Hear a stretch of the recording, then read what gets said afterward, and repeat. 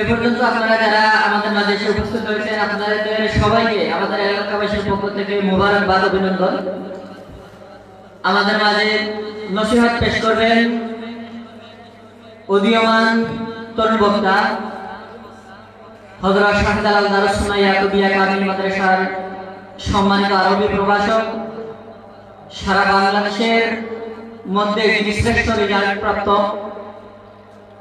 সম্মানিত হুজুরকে মহামূল্যবান নসিহত পেশ করার জন্য সবিনয় অনুরোধ জানাচ্ছি।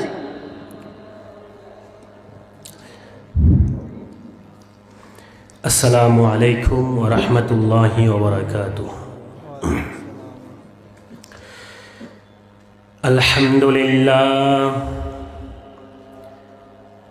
আলহামদুলিল্লাহ নাহমাদুহু ওয়া নাস্তাঈনুহু ওয়া নাস্তাগফিরুহু ওয়া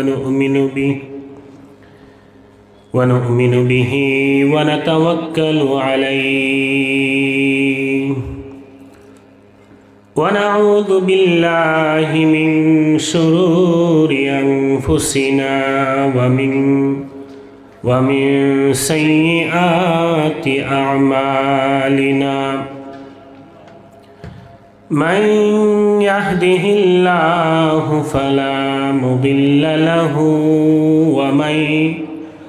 ومن يضلل فلا هادي له ونشهد أن لا إله إلا الله وحده لا شريك له ونشهد أن سيدنا وسندنا وحبيبنا وحبيب ربنا وطبيبنا وطبيب أرواحنا ومولانا محمدا عبده ورسوله أما بعد فقد قال الله تبارك وتعالى في كلامه الكريم وفي فرقانه العظيم أعوذ بالله من الشيطان الرجيم بسم الله الرحمن الرحيم وإنك لعلى خلق عظيم. قال النبي صلى الله عليه وسلم إنما بعثت لأتمم صالح الأخلاق أو كما قال عليه الصلاة والسلام. قال تعالى في شان حبيبه ومحبوبه مخبرا وآمرا إن الله وملائكته يصلون على النبي يا أيها الذين آمنوا صلوا عليه وسلموا تسليما. اللهم صل على سيدنا مولانا محمد وعلى آل سيدنا مولانا محمد يا خير من دفنت بالقاع أعظمه فطاب من طيبهن القاع والأكم. اللهم صل على سيدنا مولانا محمد وعلى آل سيدنا مولانا محمد نفس الفداء لقبر أنت ساكنه فيه العفاف وفيه الجود والكرم اللهم صل على سيدنا وعلى آل سيدنا محمد। আলহামদুলিল্লাহ, ইসলামপুর সমাজ কল্যাণ সংস্থার উদ্যোগে 11তম বার্ষিক ওয়াজ মাহফিলের সম্মানিত সভাপতি সাহেবগণ, আমন্ত্রিত উলামায়ে কেরাম, অত্র এলাকার মুরব্বিয়ান আইজাম, নওজোয়ান ভাইরা, পর্দার অন্তরালে পর্দানিসীন মা ও বোনেরা, আলোচনার প্রারম্ভে আমি আপনাদেরকে জানাই অশেষ মোবারকবাদ। আজকের এই মাহফিল অত্যন্ত বরকতময় মাহফিল, যেই মাহফিলগুলোতে আল্লাহ রসুলের আলোচনা করা হয়, কোরআন হাদিসের আলোচনা করা হয়। এই মাহফিলগুলো বরকতময় মাহফিল, এটা আমরা মুসলমান মাত্রই জানি। জানার পরেও আমরা ভালো জায়গায় আসার ব্যাপারে আমাদের অনাগ্রহ থাকে। এই মাহফিলের উসিলায় যেই মেলা বসেছে, এখানে যারা আছেন তার চেয়ে কম হইলে 10 গুণ ওই জায়গায় পাওয়া যাবে। কারণ নেক মাহফিলে বসা সবার নসিব হয় না।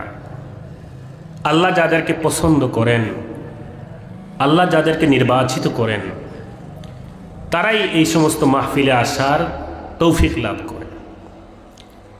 এজন্য বছরে এগুলো তো আর প্রতিদিন হয় না, একবার বা দুইবার হয়। তারপরও এই সমস্ত মাহফিলে দেখা যায় বসার মতো যোগ্য মানুষ, তৌফিকওয়ালা মানুষ খুব কম পাওয়া যায়। এটা সব জায়গায় সমান। এই জন্য আল্লাহ সুবহানাহু ওয়া তাআলা যে আমাদেরকে এই গ্রামের এত মানুষ এর মধ্য থেকে বাছাই করে এই নেক মাহফিলে বসার তৌফিক দান করেছেন, এজন্য সবাই শুকরিয়া আদায় করে বলি আলহামদুলিল্লাহ। আলহামদুলিল্লাহ। আমি কোরআনে কারিমের একখানা ছোট্ট আয়াতে কারিমা তিলাওয়াত করেছি। আয়াতে কারিমা আকৃতিতে ছোট, কিন্তু এর মাহাত্ম্য অনেক বড়। তো এই ছোট্ট আয়াতে কারিমার আলোকে কিছু কথা বলার চেষ্টা করব। আল্লাহ সুবহানাহু ওয়া তাআলা যেন আমাকে উপকারী কিছু কথা বলার, আপনাদেরকে শোনার এবং আমাদের সবাইকে মানার তৌফিক দান করেন। সবাই বলি আমিন। পবিত্র কোরআনে কারিমের 114টি সূরা, এর মধ্যে একটি সূরা হচ্ছে সূরাতুল কলম, 29তম পারার 2 নম্বর সূরা। সূরাতুল কলম, কলম, কলমের নামে একটা সূরা আছে। আল্লাহ সুবহানাহু ওয়া তাআলা সর্বপ্রথম কি সৃষ্টি করেছেন এ ব্যাপারে বেশ কয়েকটা মত পাওয়া যায়। এর মধ্য থেকে একটা মত হচ্ছে আল্লাহ সুবহানাহু ওয়া তাআলা সর্বপ্রথম যা সৃষ্টি করেছেন সেটা হচ্ছে কলম। আউয়ালু মা খালাকাল্লাহু আল কলম। কোন বর্ণনায় মত আছে সর্বপ্রথম সৃষ্টি করেছেন আরশ, আবার কোন বর্ণনায় আছে সর্বপ্রথম সৃষ্টি করেছেন পানি, আবার কোন বর্ণনায় আছে সর্বপ্রথম সৃষ্টি হচ্ছে নূরে মুহাম্মাদি। এরকম বিভিন্ন মত পাওয়া যায়। এর একটা মত হচ্ছে প্রথম সৃষ্টি হচ্ছে কলম। এই কলমের নামে যে সূরা, এই সূরার 4 নম্বর আয়াতে কারিমা তিলাওয়াত করেছি। আল্লাহ সুবহানাহু ওয়া তাআলা এই আয়াতে কারিমার মধ্যে আমাদের নবী মুহাম্মদুর রাসূলুল্লাহ সাল্লাল্লাহু আলাইহি ওয়াসাল্লামকে একটা বড় সার্টিফিকেট দিয়েছেন। মক্কার কাফের মুশরিকরা আল্লাহর হাবিব সাল্লাল্লাহু আলাইহি ওয়াসাল্লামের এই দ্বীনের দাওয়াতকে বাধাগ্রস্ত করার জন্যে, ইসলামের দাওয়াতকে বাধাগ্রস্ত করার জন্যে মূল দায়ী যিনি আল্লাহর রাসূলকেই তারা কালার করার চেষ্টা করছিল। কখনো তারা মানুষের কাছে বলে বেড়াচ্ছিল তিনি জাদুঘর, কখনো বলে বেড়াচ্ছিল তিনি কবি, কখনো বলছিল তিনি পাগল, নাউজুবিল্লাহি মিন যালিক। এক এক সময় এক একটা বিদ্রূপ করে নাম দিত আল্লাহর হাবিব সাল্লাল্লাহু আলাইহি ওয়াসাল্লামকে। তো যিনি ইসলামের মূল দায়ী তাকে যদি পাগল প্রমাণ করা যায় তাহলে তো আর মানুষ ইসলামের প্রতি আকর্ষিত হবে না। এজন্য তারা এই চক্রান্ত করে আল্লাহর হাবিব সাল্লাল্লাহু আলাইহি ওয়াসাল্লামের ব্যাপারে বাহির থেকে যে সমস্ত মানুষ মক্কার জমিনে আসতেন, যুগে যুগে মক্কার জমিন সবসময় দামি ছিল। কাবা চত্বরে যুগ যুগ ধরে মানুষ তাওয়াফ করার জন্য আসতো। সেই আদম আলাইহিস সালাম থেকে শুরু করে তাওয়াফ চলবে। তো তাওয়াফের পদ্ধতি এক এক রকম এক এক সময় ছিল। বস্ত্রহীন অবস্থায় অনেক সময় জাহেলি যুগের মানুষরা তাওয়াফ করেছে, আমরা যারা যাই বস্ত্রসহ তাওয়াফ করি।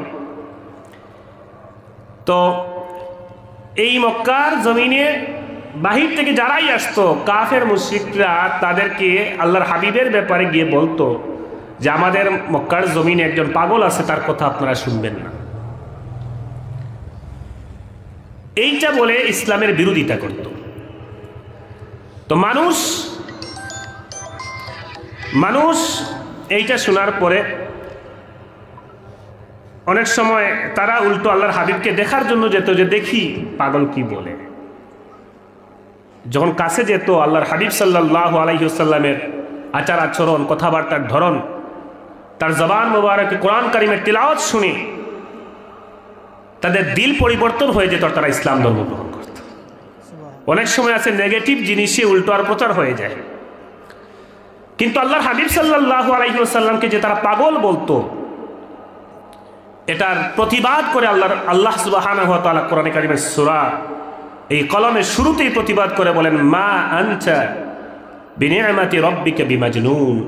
আমার হাবিব, আল্লাহর অনুগ্রহে আপনি পাগল নন।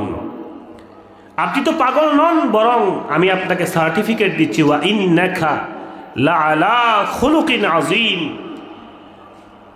আপনি হচ্ছেন এই পৃথিবীর মধ্যে আমি যত মাখলুকাত সৃষ্টি করেছি, আমার যত সৃষ্টি আছে সকল সৃষ্টির মধ্যে আপনি হচ্ছেন উত্তম আচরণের অধিকারী, উত্তম আখলাকের অধিকারী। বলুন সুবহান।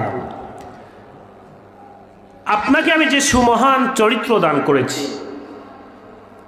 আপনাকে আমি যেই কোরআনের জ্ঞান দান করেছি, আপনার চরিত্রের ধারে কাছেও দুনিয়ার কোনো মাখলুকাত, মক্কার মানুষরা তো বহু দূরের কথা, আমার তামাম সৃষ্টির মধ্যে এমন কাউকে আমি এমন সুমহান চরিত্র দান করি নাই। আমার তামাম সৃষ্টির মধ্যে এমন কাউকে আমি এই জ্ঞান দান করি নাই যেটা আমি আপনাকে দান করেছি। এই খুলুকুন আজিম এর তাফসিরে একটা মত হচ্ছে ওয়া ইন্নাকা লা আলা আদাবিল কোরআন। আপনি কোরআনের জ্ঞানে গুণান্বিত হয়ে, কোরআনে আমি যা দিয়েছি আপনি তার গুণে গুণান্বিত হয়ে আপনি যে চরিত্রের অধিকারী হয়েছেন, এই সুমহান চরিত্রের ধারে কাছে আর কেউ নাই। আরেকটা হচ্ছে ইন্নাকা লা আলা দীনিল ইসলাম। আপনি সুমহান দিন ইসলামের উপরে প্রতিষ্ঠিত। আর আরেকটা হচ্ছে আমি আপনাকে সুমহান চরিত্র, আদবে আখলাকে, চালচলনে, কথাবার্তায় সব দিক দিয়ে আমি আপনাকে উত্তম চরিত্র, সবচেয়ে মহান চরিত্র আমি আপনাকে দান করেছি। তাহলে আল্লাহর হাবিব সাল্লাল্লাহু আলাইহি ওয়াসাল্লাম হচ্ছেন এই মাখলুকাতের মধ্যে সবচেয়ে উত্তম চরিত্রের অধিকারী, সবচেয়ে সুন্দর ব্যবহারের অধিকারী, সবচেয়ে উত্তম কথা বলার যোগ্যতার অধিকারী। তার কথার ধরনের মতো দুনিয়ার কার কোনো কথার ধরন ছিল না। তিনি এত সুন্দরভাবে মানুষকে আকর্ষিত করতে পারতেন কথার মাধ্যমে, যে মানুষ তার কাছে আসলে তার কথার মাধ্যমে আকর্ষিত হতো, দিন ইসলাম গ্রহণ করে নিত। ইসলাম প্রচার হয়েছে, ইসলাম মূলত প্রচার হয়েছে আল্লাহর হাবিবের আখলাকের মাধ্যমে, চরিত্রের মাধ্যমে। কিছু কিছু বিধর্মীরা প্রচার করতে চায় অনেক সময় যে ইসলাম তরবারির মাধ্যমে প্রতিষ্ঠিত হয়েছে। ইসলাম প্রতিষ্ঠার ক্ষেত্রে তরবারি এর ব্যবহার হয়েছে ঠিক প্রয়োজনের প্রেক্ষিতে, কিন্তু মূলত ইসলাম প্রচার হয়েছে আল্লাহর হাবিবের আখলাক দ্বারা, সাহাবায়ে কেরামের আখলাক দ্বারা। মানুষ ইসলামের সুমহান আচরণ দেখে, ইসলামের সুমহান রীতিনীতি দেখে, আল্লাহর হাবিবের আখলাক দেখে, ব্যবহার দেখে তারা ইসলাম গ্রহণ করেছে। আমি এ ব্যাপারেই কিছু কথা বলবো। আল্লাহ তাআলা এই আয়াতে কারিমার মধ্যে যেই ঘোষণা দিয়েছেন এর ব্যাখ্যার, এর তাফসীরের উলামায়ে কেরাম যা তাফসীরের কিতাবগুলোতে উল্লেখ করেছেন। আম্মাজান আয়েশা রাদিয়াল্লাহু তাআলা আনহাকে জিজ্ঞাসা করা হয়েছিল যে আল্লাহর হাবিব সাল্লাল্লাহু আলাইহি ওয়াসাল্লামের চরিত্র কেমন চরিত্র ছিল। তিনি এই প্রশ্নের উত্তরে বলেছিলেন, কানা খুলুকুহুল কুরআন।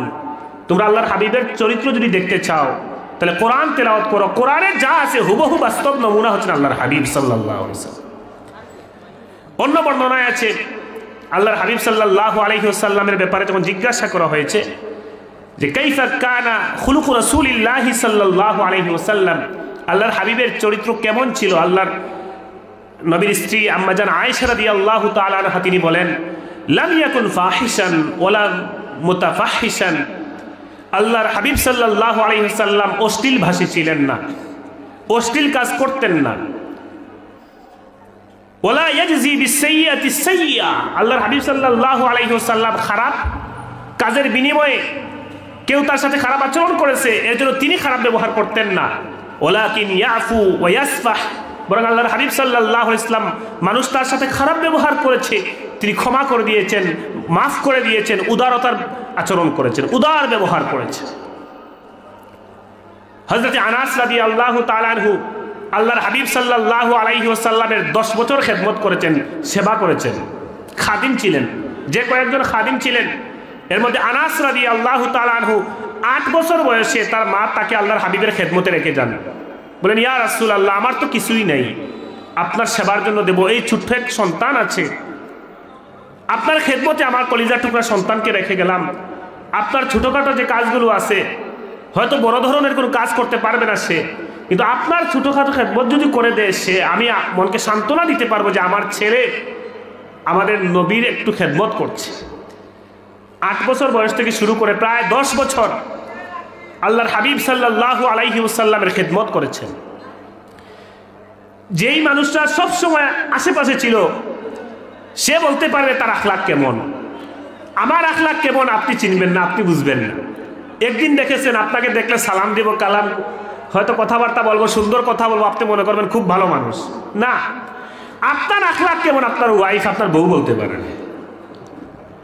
আপনার আখলাক কেমন আপনার ভাই বলতে পারবে। আপনার আখলাক কেমন আপনার সন্তান বলতে পারবে। আপনার আখলাক কেমন আপনার বোন বলতে পারবে। আপনার বোন যদি সাক্ষী দেয় যে আমার ভাইয়ের আখলাক ভালো, ব্যবহার ভালো, আমাদের সাথে সুন্দর ব্যবহার করেছেন, এটা হবে বড় সার্টিফিকেট। আপনি আমার সাথে একবার দেখা হইলো বা গ্রামের আরেক মুরব্বীর সাথে অথবা অনেক দূরের কারোর সাথে দেখা হইলো, আপনি সেই মেহমানদারি করলেন, সেই ভালো সুন্দর ব্যবহার করলেন, এটা দ্বারা আপনার অরিজিনাল আখলাক প্রমাণিত হবে না। আপনার আখলাক কেমন এটা আসল প্রমাণিত হবে আপনার আশেপাশে যারা চলাচল করে তাদের সাক্ষী দ্বারা। তাহলে আল্লাহর হাবিবের আখলাকের ব্যাপারে আনাস রাদিয়াল্লাহু তাআলা আনহু যিনি 10 বছর খেদমত করেছেন তিনি বলছেন, খাদামতু রাসূলুল্লাহি সাল্লাল্লাহু আলাইহি ওয়াসাল্লাম 10 সিনিন। আমি আল্লাহর হাবিব সাল্লাল্লাহু আলাইহি ওয়াসাল্লামের 10 বছর খেদমত করেছি। ফামা ক্বালা লি উফিন কাত্তু।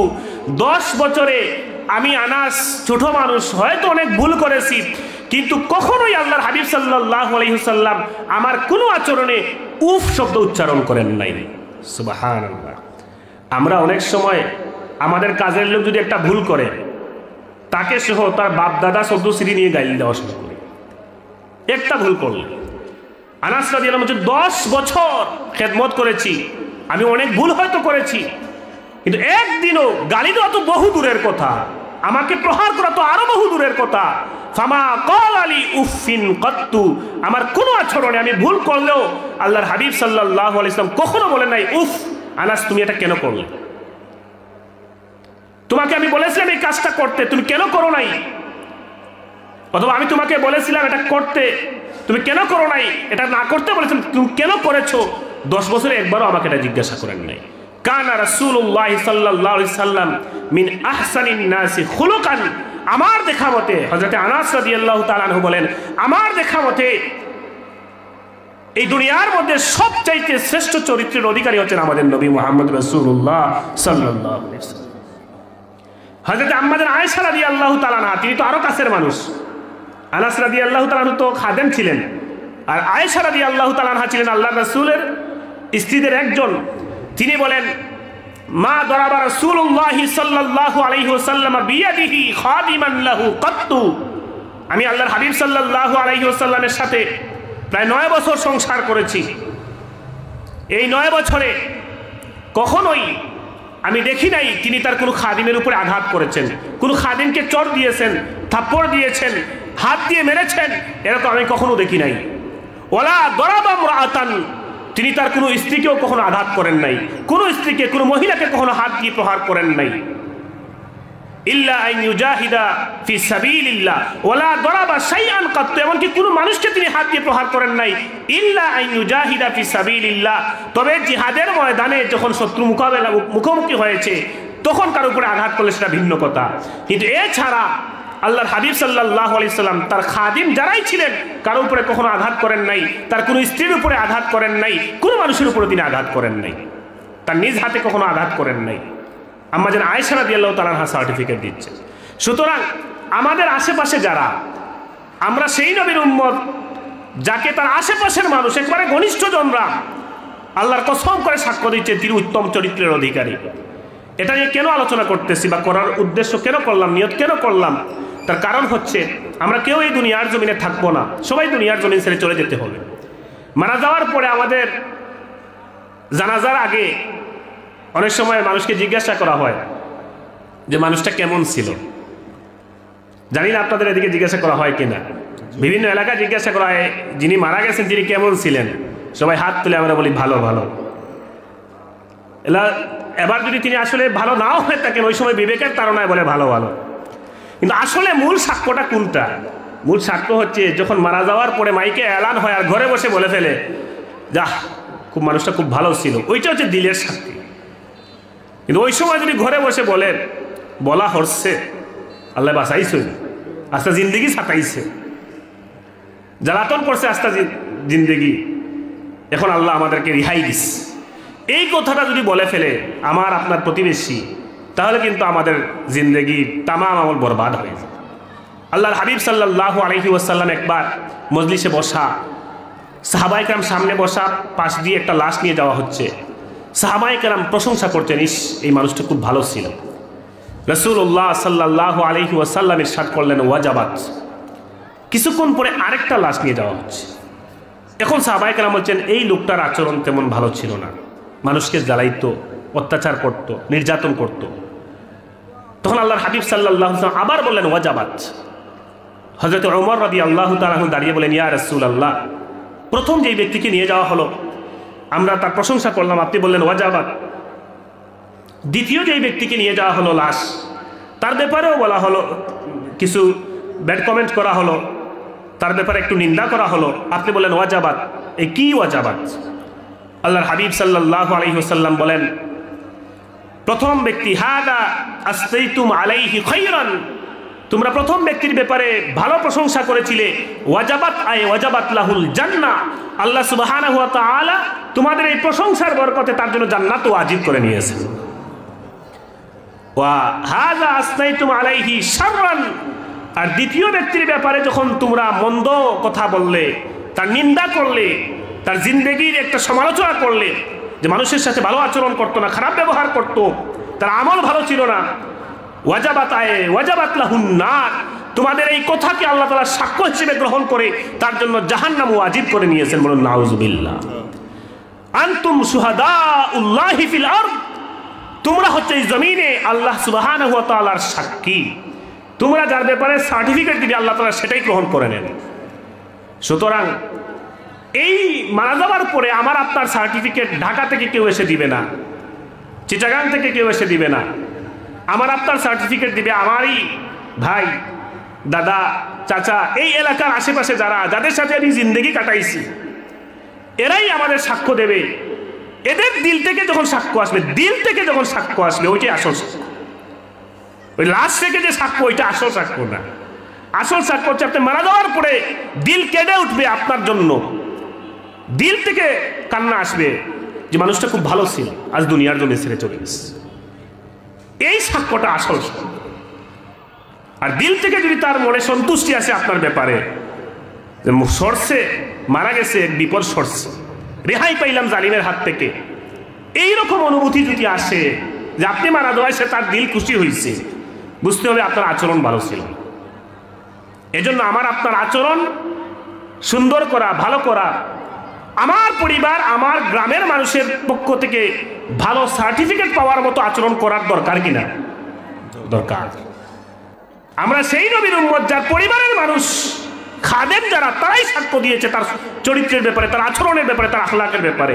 সেই নবীর উম্মত দাবিদার হিসেবে আমাদেরও উচিত আমার পরিবারের মানুষ, আমার গ্রামের মানুষ, আমি যাদের সাথে চলাফেরা করি, তারা আমার আচরণে আমার ব্যাপারে ভালো সার্টিফিকেট দিবে আমি মারা যাওয়ার পরে। এই জন্য আল্লাহ সুবহানাহু ওয়া তাআলা তার নবীকে আমাদের সামনে মডেল হিসেবে দাঁড় করিয়েছেন। আমরা আল্লাহর হাবিব সাল্লাল্লাহু আলাইহি ওয়াসাল্লামের আখলাক থেকে, আচরণ থেকে, ব্যবহার থেকে আমরা শিক্ষা গ্রহণ করব। আল্লাহর হাবিব সাল্লাল্লাহু আলাইহি ওয়াসাল্লাম কেমন চরিত্রের অধিকারী ছিলেন কিছু উদাহরণ দেব, এটাই আমার আজকের আলোচনা মূলত, যেন আমরা এখান থেকে শিক্ষা গ্রহণ করতে পারি। আল্লাহর হাবিব সাল্লাল্লাহু আলাইহি ওয়াসাল্লামের একটা অন্যতম চরিত্র বৈশিষ্ট্য হলো তিনি ক্ষমাপরায়ণ ছিলেন, প্রতিশোধ পরায়ণ ছিলেন না, উদার ছিলেন। যার কারণে তার এই ক্ষমার গুণের কারণে মানুষ দেখা গিয়েছে সারা জিন্দগি তাকে জ্বালাইছে, তিনি সুযোগ পাওয়ার পরে মাফ করে দিয়েছেন। আমরা অনেক সময় কেউ যদি অত্যাচার করে, নির্যাতন করে, এটা মনে রাখি 2 বছর 3 বছর 2 মাস 3 মাস পরে সুযোগ পাইলে এটার প্রতিশোধ নেব, আমরা ওইটা ছাড়তে পারি না। আমরা একটা প্রসিদ্ধ বিষয় জানি যে আল্লাহর হাবিব সাল্লাল্লাহু আলাইহি ওয়াসাল্লাম তায়েফের জমিনে গিয়েছিলেন। 570 খ্রিস্টাব্দে তো জন্ম, 620 খ্রিস্টাব্দে মানে 50 বছর বয়সে, আল্লাহর হাবিবের বয়স যখন 50তম বছর, তখন তার 2 জন প্রিয় মানুষ দুনিয়ার জন্য ছেড়ে চলে যান। এক হযরত খাদিজা রাদিয়াল্লাহু তাআলা আনহা, আর 1 সপ্তাহের ব্যবধানে হযরতে আবু তালেব। তিনি ঈমান আনেন নাই, যদিও কোনো কোনো ইমাম বলছেন ঈমান আনছেন, অধিকাংশের মতে তিনি ঈমান আনেন নাই।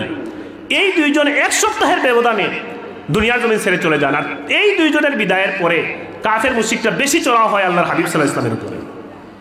তখন আল্লাহর হাবিব সাল্লাল্লাহু আলাইহি ওয়াসাল্লাম চিন্তা করলেন, তাহলে আমি আমার দুধমার এলাকা হালিমা রাদিয়াল্লাহু তাআলা আনহার এলাকায় চলে যাই। ছোটবেলায় যেখানে 4-5 বছর বয়স কাটিয়েছি, ওই জায়গায় গেলে হয়তো বা ওই এলাকার মানুষেরা আমার ইসলামের দাওয়াত কবুল করবে। 10 দিন তায়েফের ময়দানে অবস্থান করেছেন, একটা মানুষও ইসলাম গ্রহণ করে নাই। 10 দিন পরে তারা আলটিমেটাম দিল, আগামীকালকের ভিতরে বের হয়ে যান, যদি না যান তাহলে খবর আছে। আল্লাহর হাবিব সাল্লাল্লাহু আলাইহি সাল্লাম তার সাথে যায়েদ ইবনে হারিসা রাদিয়াল্লাহু তাআলা আনহু ছিলেন। 2 জন মিলে বের হয়েছেন। তায়েফে আর কেউ ইসলাম গ্রহণ করে নাই, ফিরে আসবেন। কিন্তু ওই সময় তায়েফের কিছু দুষ্ট মানুষেরা 2 পার্শ্ব থেকে আল্লাহর হাবিব সাল্লাল্লাহু আলাইহি ওয়াসাল্লামের উপরে পাথর নিক্ষেপ করা শুরু করল। পাথর নিক্ষেপ এমনভাবে করছে যে মাথা মুবারক, শরীর মুবারকে পাথর পড়ে রক্ত বের হয়ে শরীর গড়িয়ে পা মুবারক পর্যন্ত ঝরঝর তাজা রক্ত এমনভাবে পড়েছে যে পা মুবারকের সাথে জুতো মুবারক একসাথে লেপটে গিয়েছে। রক্ত ঝরে গিয়ে পায়ের সাথে জুতো মুবারক চট লেগে গেছে, তাজা রক্ত। তারপরও তারা আল্লাহর হাবিবের বংশ নিয়ে কটূক্তি করছে, তার উপরে আঘাত করে একের পর এক পাথর নিক্ষেপ করেই যাচ্ছে। আল্লাহর হাবিব সাল্লাল্লাহু আলাইহি ওয়াসাল্লাম পাথরের আঘাত সইতে না পেরে একটা জায়গায় বসেছেন। ওই জায়গায় একটা মসজিদ আসছে, মসজিদুল কুর। যারা হজ বা উমরা করতে যান তারা ওই জায়গাটা দেখা যায়, ওরা এখনো এটাকে চারদিক থেকে ঘিরে রাখছে। এখানে একটা ছোট্ট মসজিদ আছে পাথরে, মসজিদুল কুর বলা হয় এটাকে। ওই জায়গায় বসেছেন। ওই সময় ওই জায়গার উপর থেকে একটা বড় পাথর নিক্ষেপ করছিল তারা, বড় পাথর উপর থেকে, পাহাড়ের উপর থেকে। ওই পাহাড়ের নিচে তিনি বসছিলেন। তখন বড় পাথর, আল্লাহ সুবহানাহু ওয়া তাআলা ছোট্ট ছোট্ট 2 পাথর দ্বারা ওই বড় পাথরকে আটকায় দিয়েছেন, বলেন সুবহানাল্লাহ। কিন্তু রক্ত ঝরছে। এমন সময় আল্লাহ সুবহানাহু ওয়া তাআলা আল্লাহর হাবিব সাল্লাল্লাহু আলাইহি ওয়াসাল্লামের কাছে একজন ফেরেশতা পাঠালেন। এই ফেরেশতা আল্লাহর হাবিবের দরবারে রিসালাতে এসে বলেন, ইয়া মুহাম্মাদু ইন্নাল্লাহা ক্বাদ সামিআ কাওলা কওমিকা লাকা ওয়া আনা মালাকুল জিবাল قد بعثني ربي إليك لتأمرني بأمرك فما شئت إن شئت أطبقت عليهم الأخشبين হে মুহাম্মদ সাল্লাল্লাহু আলাইহি ওয়াসাল্লাম ইন্নাল্লাহা ক্বাদ সামিআ কাওলা কওমিকা লাক আপনার সম্প্রদায়, আপনার জাতি, আপনার বংশ নিয়ে, আপনার পরিবার নিয়ে কি কটূক্তি করেছে আল্লাহ সুবহানাহু ওয়া তাআলা সব কটূক্তি নিজে শুনেছেন।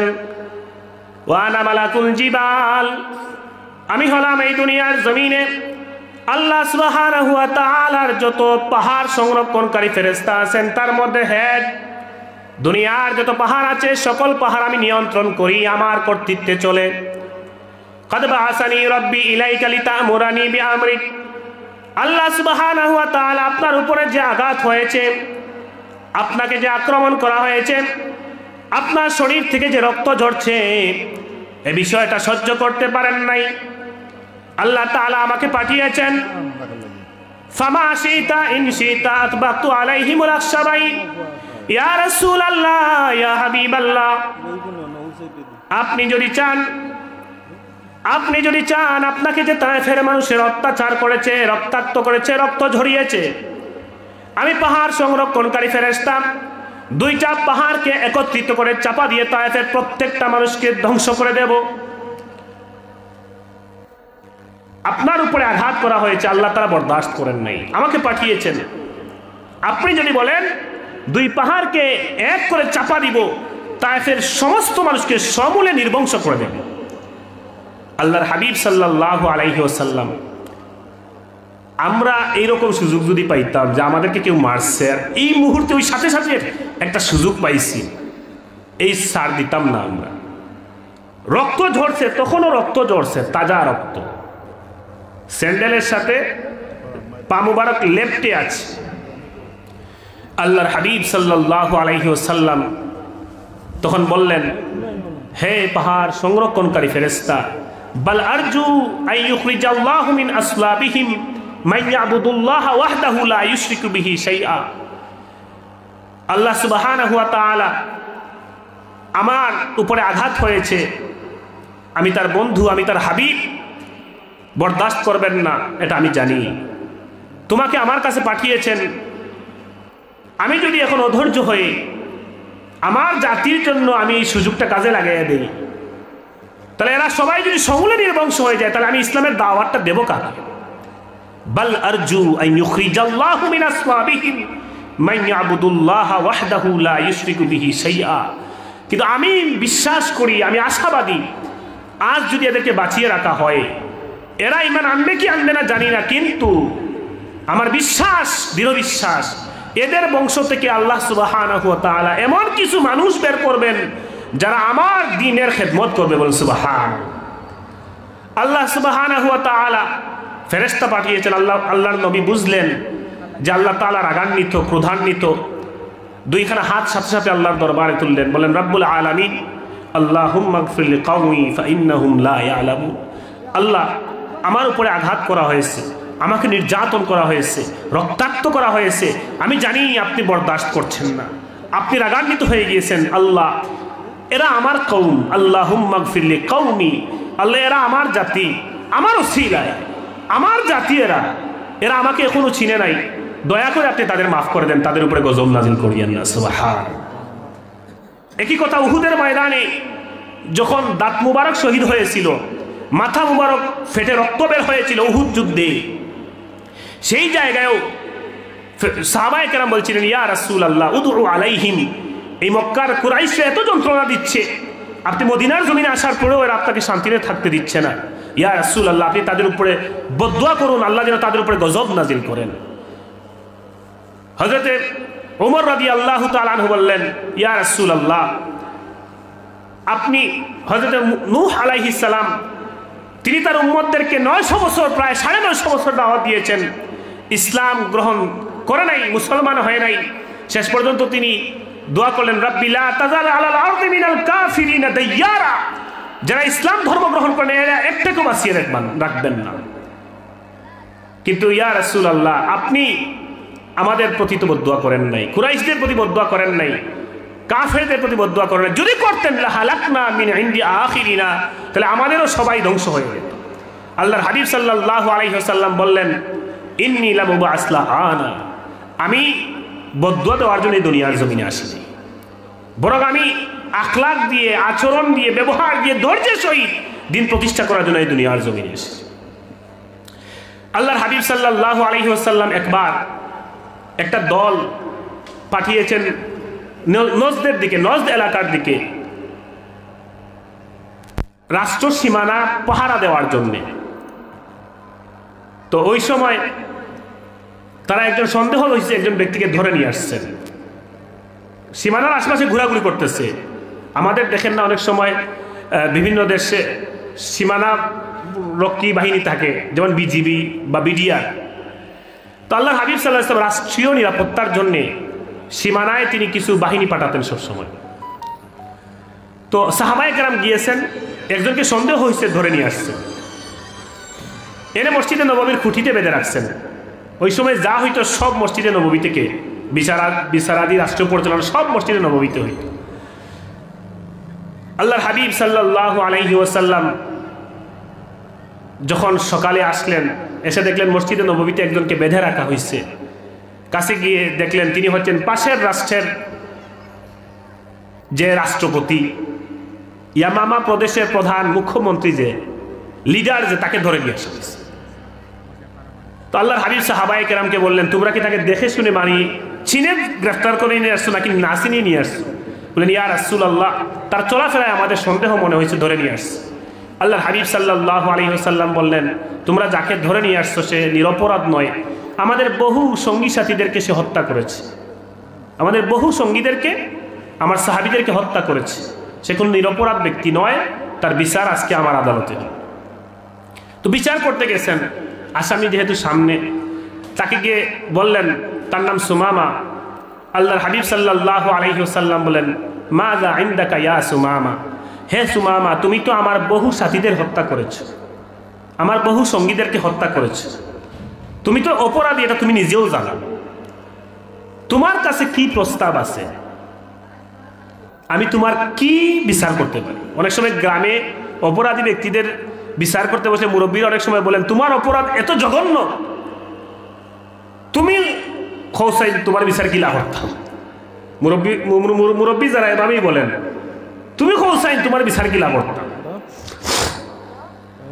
আল্লাহর হাবিব সাল্লাল্লাহু আলাইহি ওয়াসাল্লাম সুমামা বিন উসালকে বলেন, মাযা ইনদাকা ইয়া সুমামা, হে সুমামা, তুমি আমার বহু সঙ্গী সাথীদের হত্যা করেছো,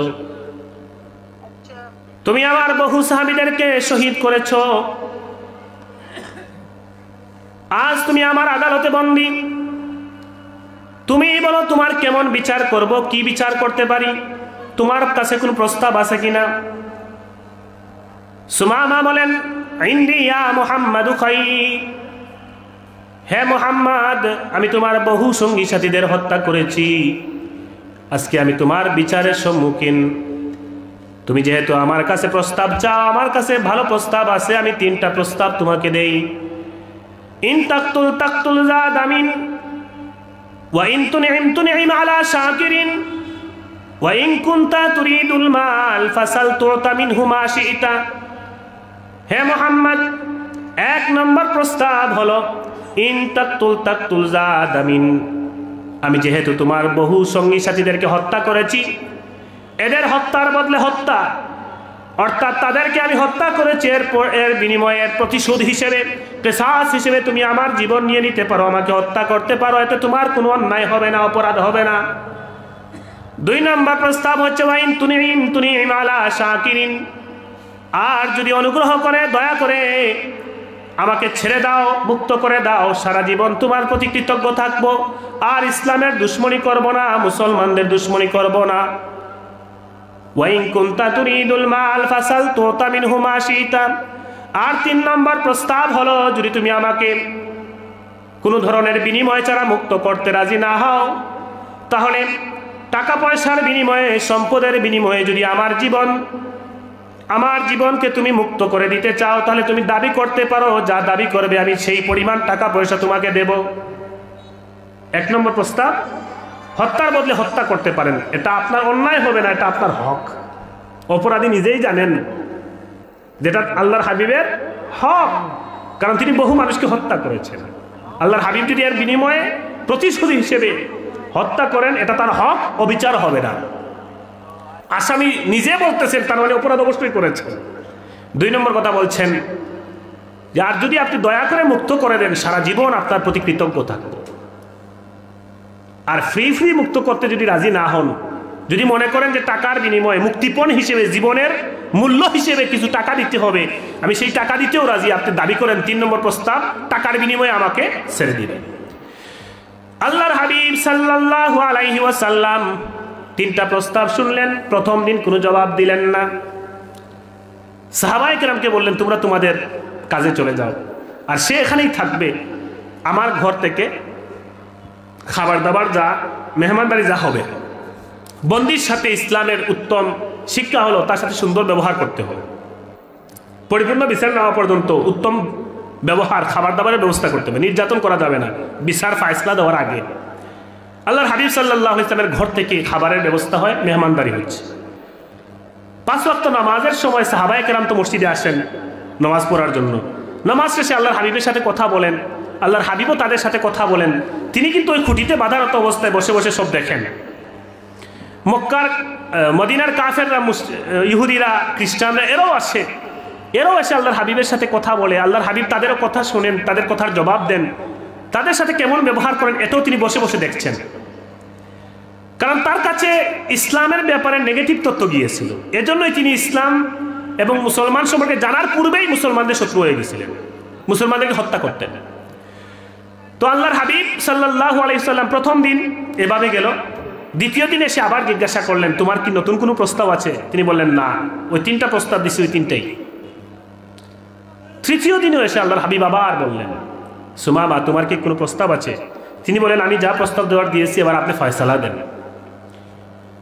তৃতীয় দিন আল্লাহর হাবিব সাল্লাল্লাহু আলাইহি ওয়াসাল্লাম সাহাবায়ে কেরামকে বলেন, আতলিকু সুমামা, ও আমার সাহাবায়ে কেরাম, তোমরা সুমামা বিন উসালকে মুক্ত করে দাও, ছেড়ে দাও। সুমামা 3টা প্রস্তাব দিয়েছিল, আমি তার দ্বিতীয় প্রস্তাবটা গ্রহণ করে নিলাম, কোনো ধরনের বিনিময় ছাড়া আমি তাকে মুক্ত করে দিলাম।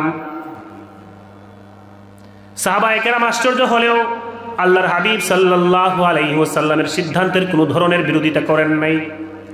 সাথে সাথে সুমামা বিন উসাল, তাকে তার হাতের বাঁধন খুলে দেওয়া হলো। সুমামা বিন উসাল মসজিদে নববী থেকে বের হন, সামনের দিকে যান আর পিছনের দিকে ঘুরে ঘুরে তাকান। আল্লাহর হাবিব সাল্লাল্লাহু আলাইহি ওয়াসাল্লাম মসজিদে নববীতে বসা, সাহাবায়ে কেরাম বসা, কিছু দূর যান, আবার পিছনের দিকে তাকান, আল্লাহর হাবিবের চেহারা আনোয়ারের দিকে তাকান, আবার যান, আবার পিছনের দিকে তাকান। এইভাবে গিয়ে একটা খেজুর বাগানের দিকে ঢুকে, খেজুর বাগানের মধ্যে একটা কূপ ছিল, কূপ থেকে পানি নিলেন, গোসল করলেন, আবার মসজিদে নববীর দিকে আসেন। সাহাবায়ে কেরাম আশ্চর্য হন, যেই মানুষটাকে আল্লাহর হাবিব সাল্লাল্লাহু আলাইহি ওয়াসাল্লাম মুক্ত করে দিলেন, স্বাধীন করে দিলেন, মুক্ত হওয়ার পরে, স্বাধীন হওয়ার পরে নিজের এলাকায় যাওয়ার পরিবর্তে কেন আবার মসজিদে নববীর দিকে আসেন? আল্লাহর হাবিব সাল্লাল্লাহু আলাইহি ওয়াসাল্লামের সামনে এসে দাঁড়ালেন। আল্লাহর হাবিব সাল্লাল্লাহু আলাইহি ওয়াসাল্লামের সামনে দাঁড়িয়ে এইবার তিনি যেই কথাটা বলেন সেটা হচ্ছে, ইয়া মুহাম্মদ, ওয়াল্লাহি মা কানা আলাল আরদি ওয়াজহুন আবগাদা ইলাইয়া মিন ওয়াজহিক ফাকাদ আসবাহা ওয়াজহুকা আহাব্বাল ওয়ুজুহি কুল্লিহা ইলাইয়া।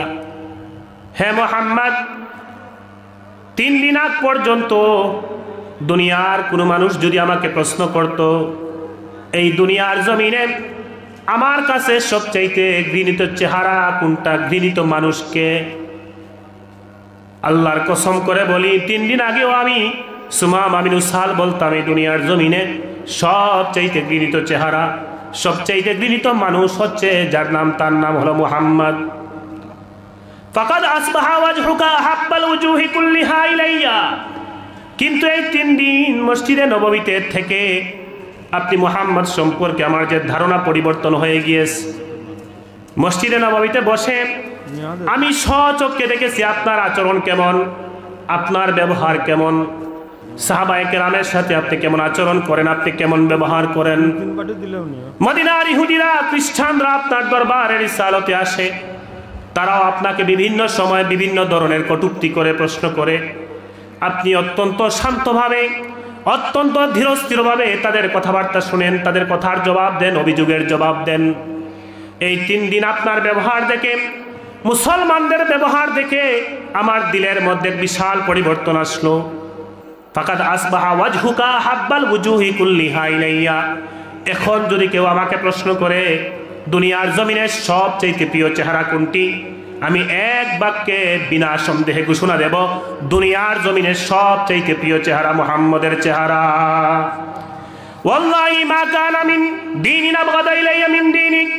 3 দিন পূর্বেও যদি কেউ আমাকে প্রশ্ন করতো এই দুনিয়ার জমিনে সবচেয়ে ঘৃণিত দিন, সবচেয়ে ঘৃণিত ধর্ম কোনটা, 3 দিন আগ পর্যন্ত দুনিয়ার জমিনে সবচেয়ে ঘৃণিত দিন, সবচেয়ে ঘৃণিত ধর্ম আমার কাছে ছিল ইসলাম। কিন্তু আল্লাহর কসম করে বলি, এই 3 দিন মুসলমানদের ব্যবহার, ইসলামের আচরণ, আপনি নবী মুহাম্মদের ব্যবহার দেখে আমার দিলের মধ্যে এত বিশাল পরিবর্তন এসেছে। ফাকাদ আসবাহা দীনুকা হাব্বাদ দীনি কুল্লিহি ইলাইয়া। এই মুহূর্তে কেউ যদি আমাকে প্রশ্ন করে এই দুনিয়ার জমিনে সবচেয়ে প্রিয় দিন, প্রিয় ধর্ম কোনটি, আমি সুমামা বিন উসাল, আমি বিনা সন্দেহে নির্দ্বিধায় ঘোষণা করব, এই দুনিয়ার জমিনের সবচেয়ে প্রিয় ধর্ম, প্রিয় দিন হচ্ছে দিন ইসলাম। ওয়াল্লাহি মা কানা মিন বালাদিন আবগাদা ইলাইয়া মিন বালাদিক। 3 দিন পূর্বেও যদি কেউ আমাকে প্রশ্ন করত এই দুনিয়ার জমিনের সবচেয়ে প্রিয়, সবচেয়ে ঘৃণিত নগরী কোনটি, সবচেয়ে ঘৃণিত শহর কোনটি, আমি সুমামা বিন উসাল 3 দিন আগেও বলতাম এই দুনিয়ার জমিনের সবচেয়ে ঘৃণিত নগরী, সবচেয়ে ঘৃণিত শহর হচ্ছে মদিনা। কিন্তু এই 3 দিন মুসলমানদের আখলাক, ইসলামের সুমহান আদর্শ দেখার পরে আমার দিলের মধ্যে যে পরিবর্তন হয়েছে, এখন যদি কেউ আমাকে প্রশ্ন করে ফাকাদ আসবাহা বালাদুকা হাব্বাল বিলাদি কুল্লিহা ইলাইয়া, এই দুনিয়ার জমিনে সবচাইতে প্রিয় শহর কোনটি, আমি সুমামা বিন উসাল বিনা সন্দেহে বলবো এই দুনিয়ার জমিনে সবচাইতে প্রিয় নগরী হচ্ছে মদিনা মুনাওয়ারা। সুবহানাল্লাহ। কত সুন্দর করে বিষয়গুলো বললেন যে আমার ভিতরে যে ধারণা ছিল ইসলাম সম্পর্কে, আপনার সম্পর্কে, মুসলমানদের সম্পর্কে, মসজিদে নববীতে থাকা অবস্থায় আপনার আচরণ, আপনার ব্যবহার, সাহাবীদের আচরণ, সাহাবীদের ব্যবহার দেখে আমার দিলের মধ্যে পরিবর্তন আসতো যে এরকম ব্যবহার যাদের, এত উত্তম আচরণ যাদের, বিধর্মীদের সাথেও আপনি যেভাবে কথা বলেন, এত সুন্দর করে কথা বলেন, তারা আপনাকে গালি দেয়, আপনি গালির পরিবর্তে গালি দেন না, বরং তাদের কথা মনোযোগ সহকারে শুনেন, সুন্দরভাবে তাদেরকে উত্তর দেন, সাহাবায়ে কেরামও সুন্দরভাবে জবাব দেন, তারা খারাপ ব্যবহার করলেও আপনি ভালো ব্যবহার করেন। এই বিষয়টা আমার স্বচক্ষে দেখার পরে আমি অনুধাবন করলাম যে আমার কাছে যে রিপোর্ট গিয়েছিল, যে তথ্য পৌঁছাইছিল, এটা সঠিক নয়, বরং আমি স্বচক্ষে যেটা দেখছি এটাই সঠিক। সুতরাং আমার এখন দৃঢ় বিশ্বাস আপনার আচরণ এত সুন্দর, এত সুমহান, আপনি মানুষ এত ভালো, বন্দী হওয়ার পরেও আমার সাথে আপনি যে ব্যবহার দেখিয়েছেন, আখলাক দেখিয়েছেন, এরপরে আর আমার দিলে কোনো সন্দেহ নাই যে আপনি সঠিক, এরপরে আর আমার কোনো দিলে কোনো সন্দেহ নাই যে আপনার দিন সঠিক। আমি আপনার উপস্থিতিতে ঘোষণা করছি আশহাদু আল্লা ইলাহা ইল্লাল্লাহু আশহাদু আন্নাকা রাসূলুল্লাহ। সুবহানাল্লাহ। আল্লাহর হাবিব সাল্লাল্লাহু আলাইহি ওয়াসাল্লামের আখলাকে, ব্যবহারে, ইসলামের সুমন আদর্শ দেখে, সাহাবায়ে কেরামের আচরণ দেখে সুমামা বিন উসাল ইসলাম ধর্মগ্রহণ করেন। ইসলাম ধর্মগ্রহণ করে বললেন, ইয়া রাসূলুল্লাহ, আমি মক্কায় উমরা করতে যাব, আমাকে যদি অনুমতি দেন। আল্লাহর হাবিব সাল্লাল্লাহু আলাইহি ওয়াসাল্লাম বললেন, ঠিক আছে যাও। তিনি মক্কায় ঢুকতেছেন, তো এর আগে মক্কাবাসীদের সাথে তো তার পরিচয় ছিল, যেহেতু ইয়ামামা রাষ্ট্রের বা ইয়ামামা প্রদেশের তিনি প্রধান। তো এর আগে ঢুকলে যে স্লোগানে ঢুকতেন, এবারে স্লোগান একটু চেঞ্জ হয়েছে, ঢুকার সময় স্লোগান দিচ্ছেন আল্লাহু আকবার, আল্লাহু আকবার। তো মক্কার যুবকরা, ইয়াং যারা, তারা বলতেছে এটা তো মুসলমানদের স্লোগান, কার এত সাহস, এত দুঃসাহস যে মক্কার জমিনে এসে আল্লাহু আকবার স্লোগান দিয়ে মক্কায় ঢুকতেছে, মুসলমানদের স্লোগান দিয়ে মক্কায় ঢুকতেছে। আসো সবাই, লাঠি সুটা নিয়ে সবাই বের হয়েছে মারার জন্য। তো মুরব্বীরা বলতেছেন যে একটু থামো, আগে দেখে নেই মানুষটাকে। তো মুরব্বীরা বের হয়েছেন, গিয়ে দেখেন এত কোনো সাধারণ ব্যক্তি না, ইয়ামামা প্রদেশের প্রধানমন্ত্রী, মুখ্যমন্ত্রী, রাষ্ট্রপতি, সৈয়দ আহলিল ইয়ামামা। তো মুরব্বীরা বলেন যে এই যুবকরা একটু থামো, সাবধান, তার উপরে আঘাত করবা না, তার সাথে আমাদের রাষ্ট্রীয় বিষয়ে বেশ কিছু লেনদেন আছে, যদি তোমরা তার উপরে আঘাত করো তাহলে আমরা সমস্যায় পড়ব। তিনি উমরার কাজ শেষ করার পরে কাবার দেয়ালের সামনে দাঁড়াইলেন, দরজার সামনে দাঁড়াইয়া বললেন, হে মক্কার মানুষেরা সবাই জমা হও, আমি একটা ছোটোখাটো বক্তব্য দিব। এক দেশের রাষ্ট্রপতি আরেক দেশে গেলে, প্রধানমন্ত্রী আরেক দেশে গেলে একটা বক্তব্য দিত, বলে একটা ছোটো বক্তব্য দেব, তোমাদের জন্য খুব জরুরি। সবাই জমা হয়েছেন। এইবার সুমামা বলেন, ওয়ালা ওয়াল্লাহি লা ইয়াতিকুম মিনাল ইয়ামামাতি হাব্বাতু হিনতাতিন হাত্তা ইয়াজানা ফিহা রাসূলুল্লাহি সাল্লাল্লাহু আলাইহি ওয়াসাল্লাম। হে মক্কার মানুষেরা শোনো, দীর্ঘ 13 বছর মক্কার জমিনে আমার নবী মুহাম্মদুর রাসূলুল্লাহ সাল্লাল্লাহু আলাইহি ওয়াসাল্লাম তার সাহাবীদেরকে তোমরা নির্যাতন করেছো, জ্বালাতন করেছো, অত্যাচার করেছো। মক্কার জমিন থেকে হিজরত করে মদিনায় যাওয়ার পরেও শান্তিতে থাকতে দাও নাই। একের পর এক অত্যাচার করেছো, যুদ্ধ করেছো, আক্রমণ করেছো। আমি সুমামা বিন উসাল তখন মুসলমান ছিলাম না, কিন্তু এখন আমি সুমামা বিন উসাল মুসলমান হয়ে মক্কার জমিনে পা রেখেছি। আমার নবীর সাথে যে দীর্ঘ 13 বছর অত্যাচার নির্যাতন করেছো, তার বিনিময় স্বরূপ, প্রতিশোধ স্বরূপ আমি যেহেতু ইয়ামামা রাষ্ট্রের রাষ্ট্রপতি, এইবার ইয়ামামায় যাওয়ার পরে একটা রাষ্ট্রীয় ফরমান জারি করব। তোমাদের মক্কার জমিনের মানুষদের সাথে আমার একটা লেনদেন আছে। তোমাদের মক্কার জমিনে যেই খাবার উৎপাদন হয়, উৎপন্ন হয়, এই খাবার তোমাদের মক্কার মানুষের জন্য যথেষ্ট না। এজন্য তোমরা আমার ইয়ামামা থেকে খাবার আমদানি করতে হয়। ইয়ামামা থেকে খাবার আমদানি না করলে মক্কার জমিনে যে খাবার উৎপাদন হয়, এই খাবার মক্কার মানুষদের জন্য যথেষ্ট নয়। তো যেহেতু ইয়ামামা থেকে খাবার আমদানি করতে হয়, এইবার আমি ইয়ামামায় যাওয়ার পরে রাষ্ট্রীয় ফরমান জারি করব, লা ইয়াতিকুম মিনাল ইয়ামামাতি হাব্বাতু হিনতা। ইয়ামামার জমিন থেকে সরিষার দানা পরিমাণ খাবার আর মক্কার জমিনে ঢুকবে না, হাত্তা ইয়াজানা ফিহা রাসূলুল্লাহি সাল্লাল্লাহু আলাইহি ওয়াসাল্লাম। তবে একটা সুযোগ রেখে গেলাম, তোমরা যখন খাবারের অভাবে ভুগবে, দুর্ভিক্ষে পতিত হবে, মক্কার মানুষদের জন্য যখন খাবার যথেষ্ট হবে না, তখন আমার কাছে যদি খাবার রপ্তানি করার জন্য রিকোয়েস্ট করতে হয়, সুযোগ রেখে গেলাম মদিনায় যে আমার নবী আছেন, সেই মুহাম্মাদুর রাসূলুল্লাহ সাল্লাল্লাহু আলাইহি ওয়াসাল্লামের কাছে তোমরা মাথা নত করবা, তার কাছে রিকোয়েস্ট করবা, অনুরোধ করবা, আমার হাবিব মুহাম্মাদুর রাসূলুল্লাহ সাল্লাল্লাহু আলাইহি ওয়াসাল্লাম যদি আমাকে নির্দেশ করেন, আমি সুমামা ইয়ামামা থেকে খাবার পাঠাবো। আল্লাহর কসম করে বলে গেলাম, এইবার যাওয়ার পরে রাষ্ট্রীয় ফরমান জারি করব, আর কোনো খাবার মক্কার জমিনে আসবে না।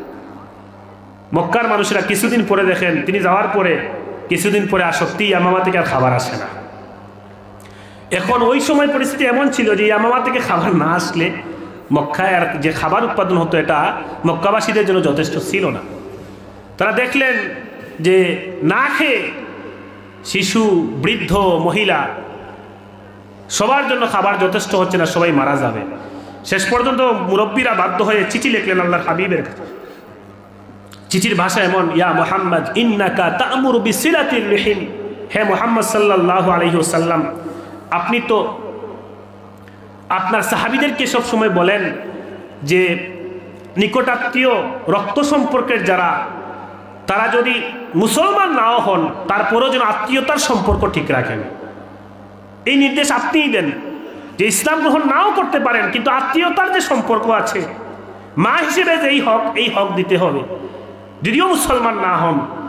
বাবা হিসেবে যেই হক পাওয়ার কথা, সেই হক দিতে হবে যদিও মুসলমান না হন।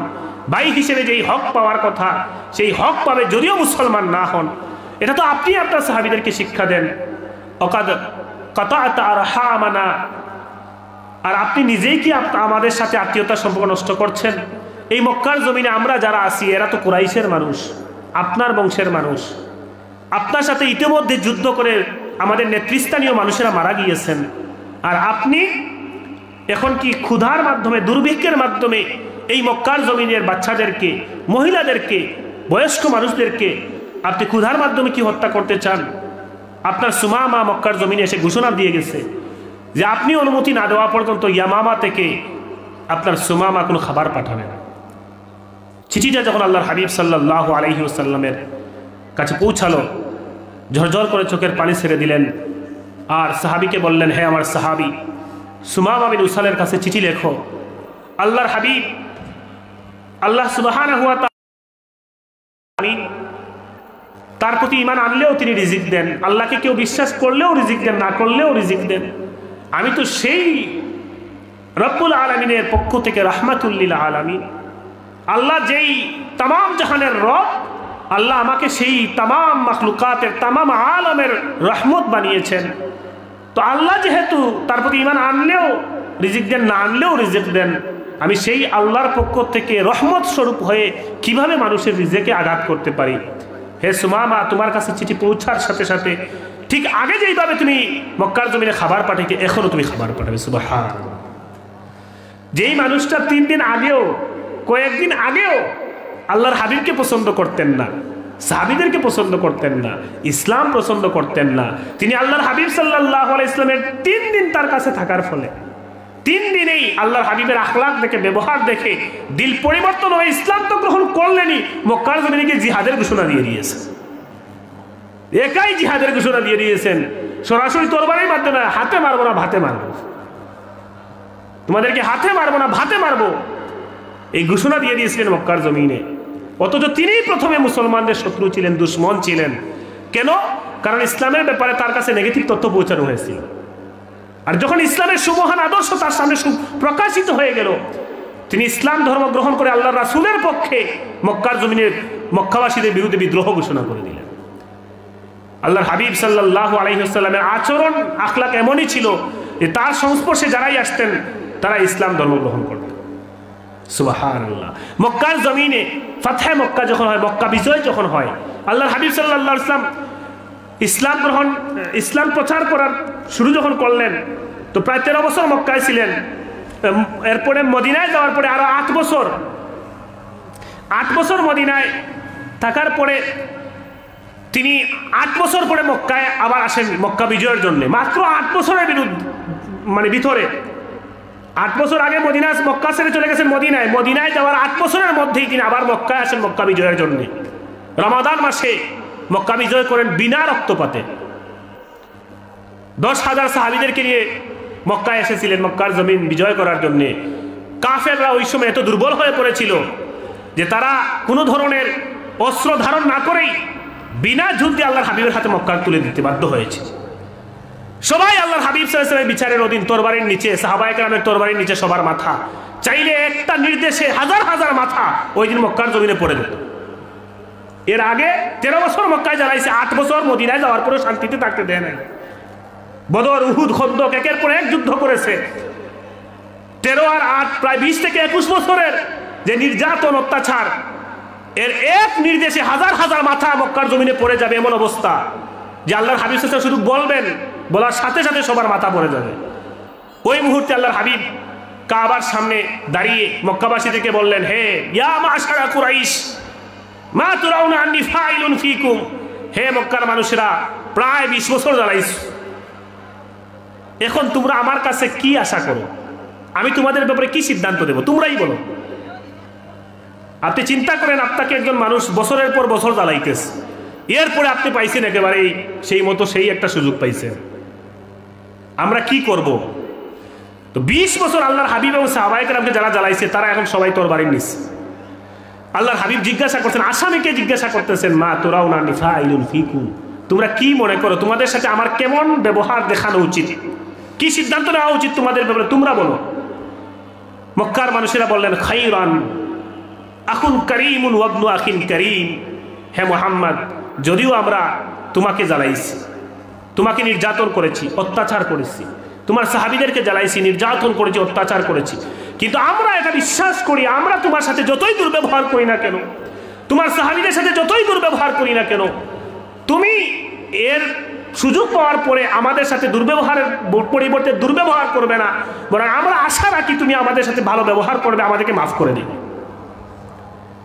আল্লাহর হাবিব সাল্লাল্লাহু আলাইহি ওয়াসাল্লাম, সাহাবায়ে কেরাম সবাই আল্লাহর হাবিবের অর্ডারের অপেক্ষা করছেন। আল্লাহর হাবিব সাল্লাল্লাহু আলাইহি ওয়াসাল্লাম বলেন, ইযহাবু ফাআনতুমুত তুলাকা, হে মক্কার মানুষেরা, যদিও তোমরা আমাদেরকে জ্বালাইছো, অত্যাচার করেছো, নির্যাতন করেছো, আমি তোমাদেরকে ঘোষণা দিলাম তোমরা স্বাধীন, তোমরা যেদিকে ইচ্ছা সেদিকে চলে যেতে পারো, কোনো সাহাবী তোমাদের উপরে আঘাত করবে না। বলুন সুবহান। কোনো সাহাবী তোমাদের উপরে কোনো ধরনের আঘাত করবে না। ওই সময় মক্কার মানুষেরা সবাই যে যার দিকে চলে যাওয়ার প্রস্তুতি নিচ্ছে, কিন্তু এই যে সাধারণ ক্ষমার ঘোষণা দিলেন, এর ফলশ্রুতিতে কি হলো? সবার দিলে একটা আঘাত আসলো। কি রে, যেই মানুষটাকে আমরা 20 বছর জ্বালাইলাম, অত্যাচার করলাম, নির্যাতন করলাম, আমাদেরকে একেবারেই হত্যা করার সুবর্ণ সুযোগ থাকা সত্ত্বেও, প্রতিশোধ গ্রহণ করার সুবর্ণ সুযোগ থাকা সত্ত্বেও তিনি আমাদেরকে উদারতার পরিচয়ে ক্ষমা করে দিলেন।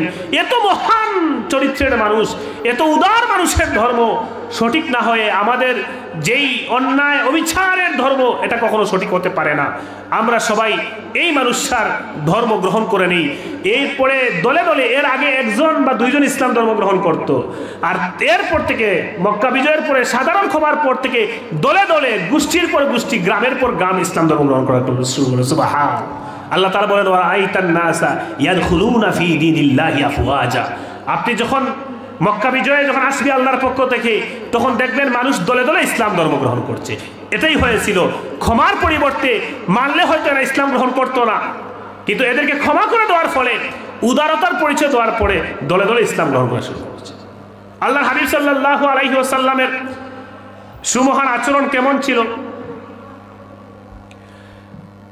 আরেকটা উদাহরণ দিই, সময়ে সংক্ষিপ্ত। আরেকটা হাদিস শুনে আমার আলোচনা শেষ করব। আল্লাহর হাবিব সাল্লাল্লাহু আলাইহি ওয়াসাল্লাম সাহাবায়ে কেরামকে নিয়ে এভাবে আলোচনা করতেছেন। তো সাহাবায়ে কেরাম সামনে বসা গোল হয়ে আলোচনা শুনছেন।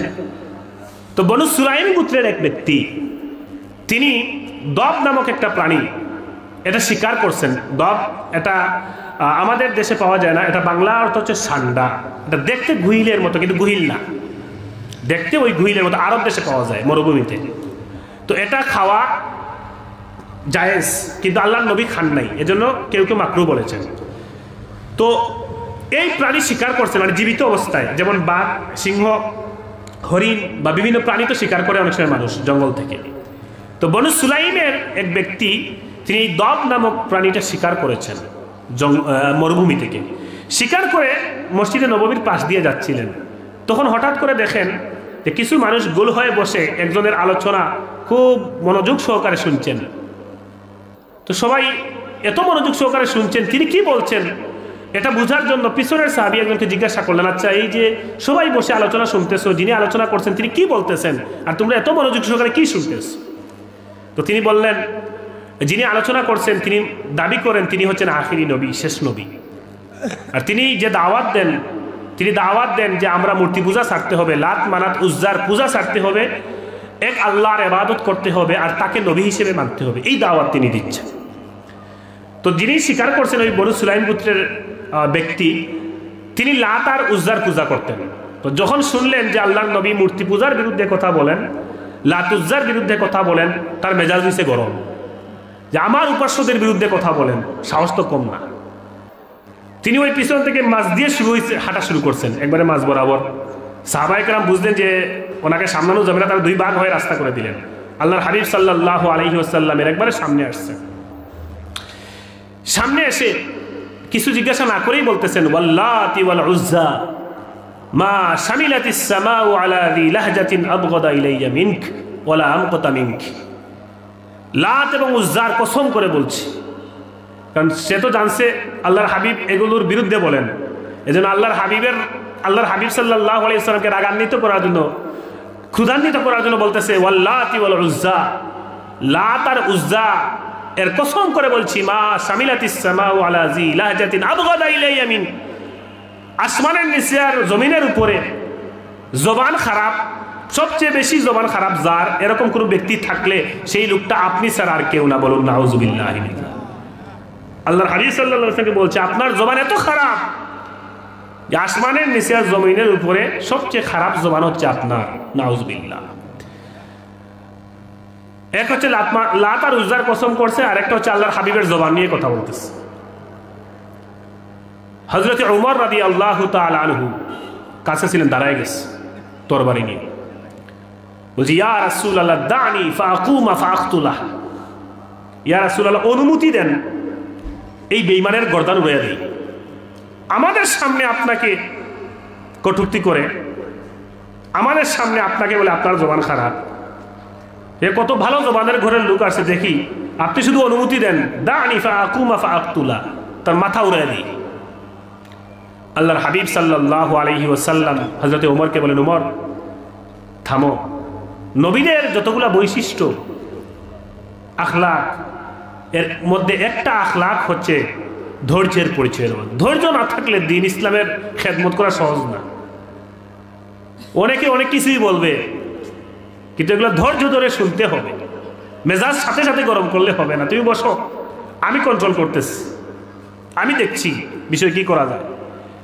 আল্লাহর হাবিব সাল্লাল্লাহু আলাইহি ওয়াসাল্লাম এবার লোকটাকে বললেন, তুমি আমার মাজলিসে এসেছো, তুমি আমাকে কটূক্তি করছো, এখানে আমার সাহাবীরা বসা, যে কেউ তো তোমার এটা প্রতিবাদ করতেই পারে। তুমি চাইলে আমার ব্যাপারে কোনো অভিযোগ থাকলে সুন্দরভাবে বলতে পারতে, আমি কি বলি সেটা তো আগে শুনবা। তো সে বলতেছে কি বলেন আপনি বলেন। আল্লাহর হাবিব সাল্লাল্লাহু আলাইহি ওয়াসাল্লাম বললেন, আমি তোমাকেও দাওয়াত দিচ্ছি, মূর্তি পূজা ছাড়ো, লাত মানাত উজ্জার পূজা ছাড়ো, এক আল্লাহর ইবাদত করো আর আমাকে নবী হিসেবে মেনে নাও। তোমাকেও দাওয়াত দিলাম, আমি এই দাওয়াতই আমার সাহাবায়ে কেরামকে দেই। তখন তিনি বললেন, ঠিক আছে, আপনি যেহেতু এতই বলছেন আপনি নবী, তাহলে আপনাকে পরীক্ষা করতে সুযোগ দেন, আপনাকে আমি পরীক্ষা করি। ঠিক আছে, কি পরীক্ষা জানতেছেন? তো সে তো দব নামক ওই প্রাণী শিকার করছে, ওইটা তো এখনো জীবিত। ওই দব নামক প্রাণীর সামনে নিয়ে আসছে, এসে বলছে ওয়াল্লাতি ওয়াল উজ্জা,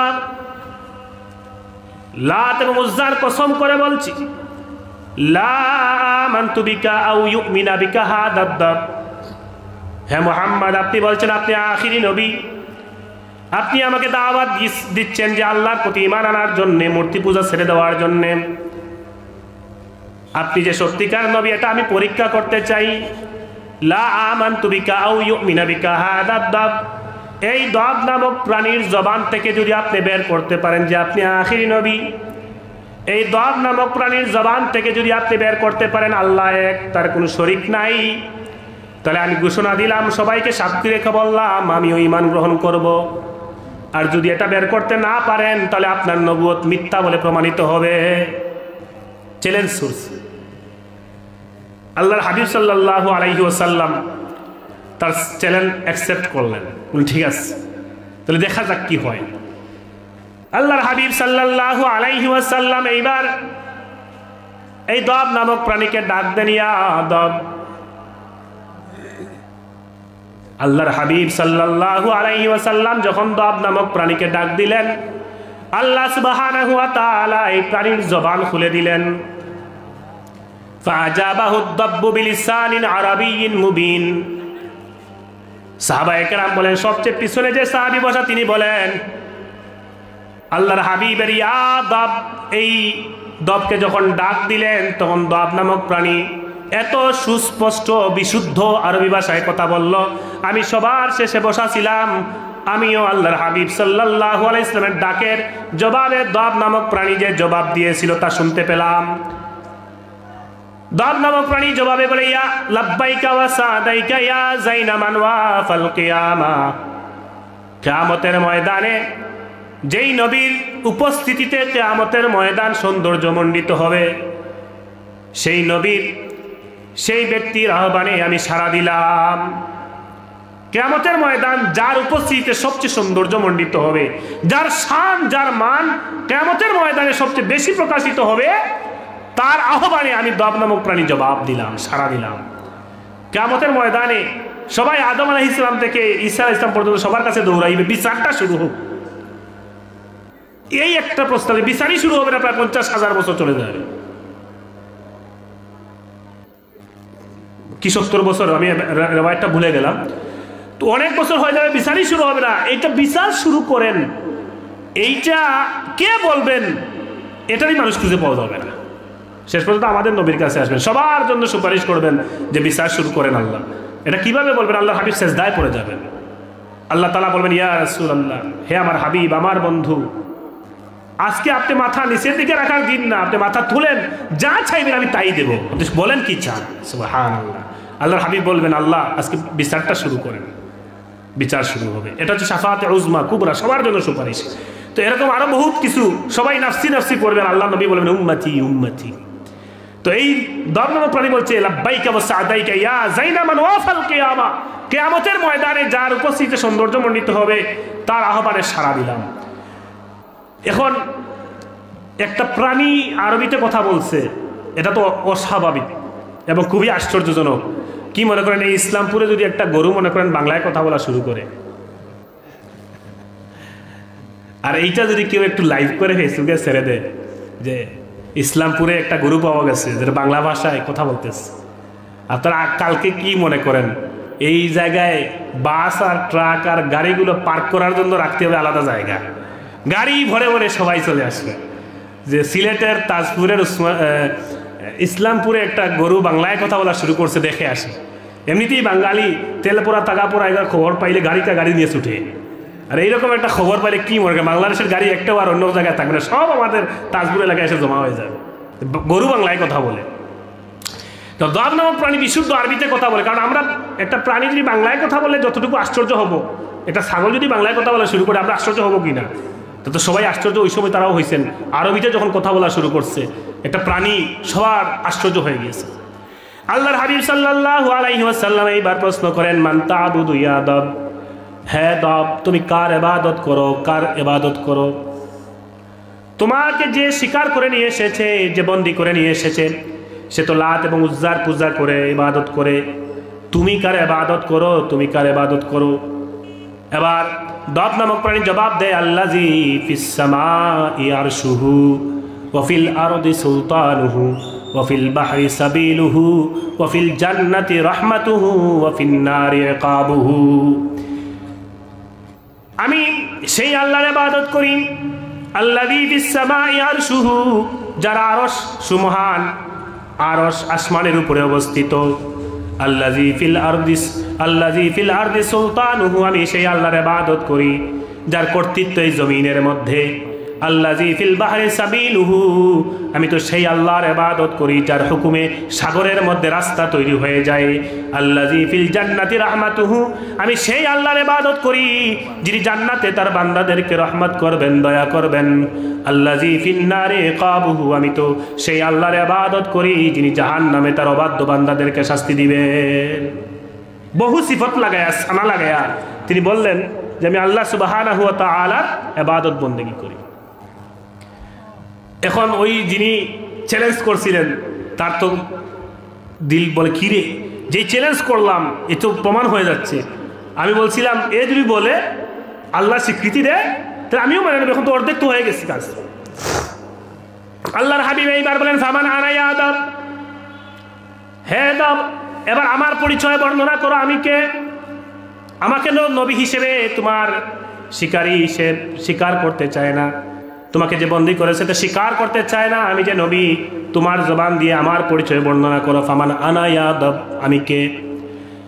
এইবার দাব নামক প্রাণী বলেন, আনতা রাসূলু রাব্বিল আলামিন খাতামুন নবিয়্যিন ক্বাদ আফলাহা মান সাদ্দাকাকা ওয়া ক্বাদ খাবা মান কাযযাবাকা।